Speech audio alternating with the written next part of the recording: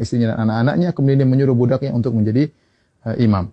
Ini dalil yang dijadikan dalil oleh para ulama bahwasanya boleh sholat id di rumah. Adapun bagaimana cara pelaksanaannya, secara umum pelaksanaannya sama saja. Tidak ada bedanya kita sholat id di rumah dengan sholat id di lapangan. Bedanya kalau di rumah kita tidak melaksanakan khutbah, itu saja. Baik, saya ingatkan kembali bagaimana cara pelaksanaan sholat id. Sebelum sholat id kita disunahkan untuk mandi, ya, yaitu mandi tersebut kita kerjakan setelah terbit fajar, agar kita mandi di hari Id, ya. Setelah itu kita disunnahkan juga untuk makan korma dalam jumlah witir, ya, mau 3, mau 5, mau 7, karena itu sunnah Nabi SAW. Kenapa kita dianjurkan makan korma? Untuk menunjukkan bahwasanya hari tersebut adalah hari Al-Fitr. Al-Fitr secara bahasa artinya berbuka. Idul Fitri artinya hari berbuka, artinya kita sudah tidak puasa lagi. Maka kita tunjukkan bahwasanya kita berbuka. Sebagaimana kita berpuasa karena Allah, kita berbuka juga karena Allah, dan Nabi SAW segera menunjukkan berbukanya tersebut. Kalau tidak ada korma, maka sebenarnya Allah mengatakan boleh makan yang manis-manis. Kemudian setelah itu kita sholat id. Adapun sholat id, maka waktunya dimulai dari waktu syuruk, yaitu sekitar 15 menit setelah sunrise, setelah terbit matahari. Dan berakhir kata para ulama sebelum waktu zawal, yaitu sekitar 15 menit atau 10 menit sebelum azan zuhur. Di antara itu kita boleh melaksanakan sholat id. Tapi yang terbaik kita sholat id di awal waktu di pagi hari. Adapun pelaksanaannya, maka kita bertakbir rakaat pertama 7 kali, rakaat kedua 5 kali takbir. Nah, ada khilaf di kalangan para ulama tentang 7 takbir ini. Apakah 7 takbir tersebut termasuk takbiratul ihram ataukah takbiratul ihram tidak dihitung, ya?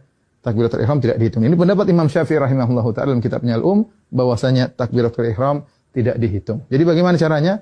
Kita bertakbir dulu, Allahu Akbar. Ini takbiratul ihram. Kemudian kita baca doa istiftah. Setelah kita baca doa istiftah, baru kita bertakbir 7 yang disebut dengan takbirat zawaid, takbir tambahan. Kita takbir Allahu Akbar. Allahu Akbar. Nah, apakah di antara takbir ini ada doa khusus? Tidak ada dalil, ya, dari Nabi SAW.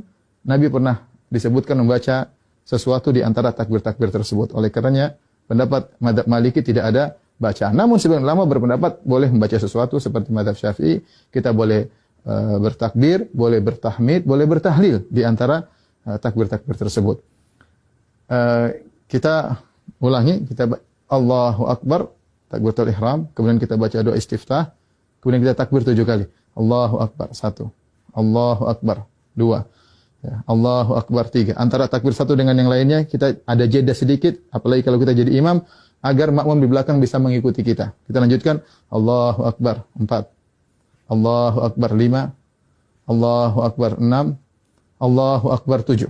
Setelah itu kita ta'awudz, kemudian kita baca Al-Fatihah. Setelah baca Al-Fatihah, kemudian kita baca surat. Nah, surat ini kita bisa baca, disunahkan baca surat Sabbihisma Rabbikal A'la, atau kita baca surat Qaf, ya. Salah satunya sunnah, seandainya seorang baca surat yang lain juga tidak jadi masalah. Setelah kita selesai baca surat, maka kita ruku, Allahu Akbar, ya, seperti biasa. Kemudian kita sholat, sampai kemudian kita pada rakaat, mau naik ke rakaat kedua, tatkala kita sujud, ya, kita sujud, kemudian kita mau bangkit ke rakaat kedua, maka kita bertakbir.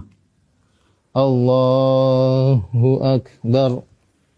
Ya. Nah, takbir dari sujud menuju ke rakaat kedua namanya takbir al-intiqal. Yaitu takbir perpindahan dari satu rukun ke rukun berikutnya, dan itu tidak dihitung, tidak dihitung. Nah, rakaat kedua kita bertakbir 5 kali. Takbir tadi enggak dihitung, kemudian kita takbir lagi. Allahu Akbar. 1, Allahu Akbar. 2, Allahu Akbar. 3, Allahu Akbar.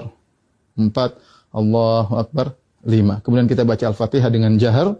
Kemudian setelah itu kita baca surat, disunahkan kita baca surat Al-Ghasyiyah, atau kita baca surat Qaf, surat Al-Qamar, kita baca surat Al-Ghasyiyah, atau kita baca surat Al-Qamar. Kalau tidak, kita baca surat yang lain, tidak jadi masalah. Kemudian kita selesaikan sholat kita. Nah, setelah sholat, apakah ada khutbah? Jawabannya, Anas bin Malik ketika mengumpulkan anak dan istrinya, beliau tidak berkhutbah. Oleh karenanya, asalnya kita tidak berkhutbah. Namun sebagian ulama seperti Ibn Qasim dari mazhab Maliki mengatakan jika berkumpul banyak orang, maka ada yang berkhutbah, maka itu baik. Tidak mengapa, tidak terlarang. Ya.